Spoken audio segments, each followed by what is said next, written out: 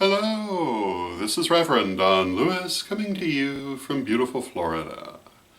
And today our question comes to us from Magenta. And Magenta has this question.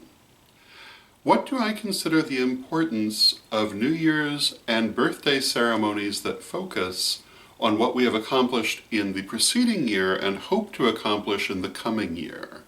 And do I not think it perhaps would be better to focus on these things monthly as part of the new moon ceremonies? And my answer to this is that in terms of reassessing what we've done in the last year and what we want to accomplish in the coming year, I think that I would say that you can't possibly do it too often. So certainly doing it at the new moon is a good idea. Doing it daily is not necessarily a bad idea. And I think that you should always be conscious of it. I think that it's very wise to be constantly reassessing your actions and their consequences and how they are or are not advancing you in your goals in life. Are the actions that you're taking bringing you the results you desire? And I don't think that you can look at that too often. I think it's a constant process. So at New Year's, at birthdays, at new moons, daily, I think it's all good. I think that the important thing is that you do in fact assess these things. And I want to also stress that it's not only important to look at this on a yearly level, but also in longer terms as well. And my brother Edward has a favorite saying that comes from a personality whose name I cannot think of off the top of my head, but the saying is that everyone overestimates what they can do in 1 year, but underestimates what they can do in 10. And Edward has applied this with great success in his life, and I certainly have seen it in action, and I would strongly encourage you to think in terms of longer increments of time.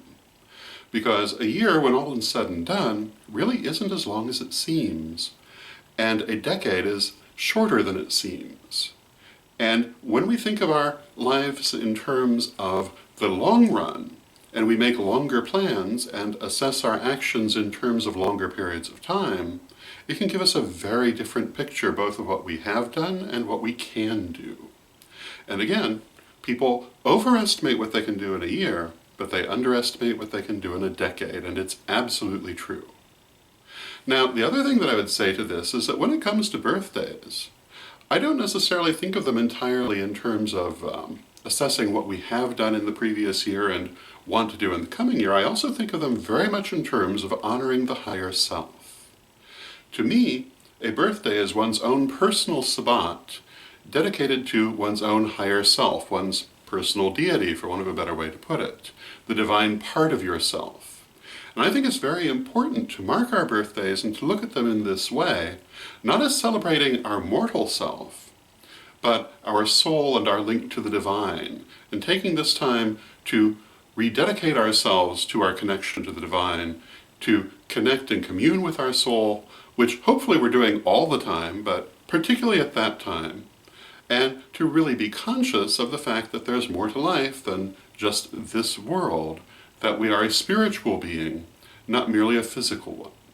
So I see birthdays very much in that light, and we write about this in the first degree lessons in somewhat greater detail, but I think it's really quite an important thing.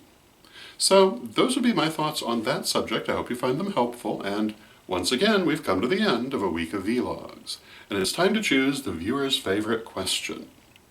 And we have 4 questions this week because we did not do a vlog on Monday, and our 4 questions are these.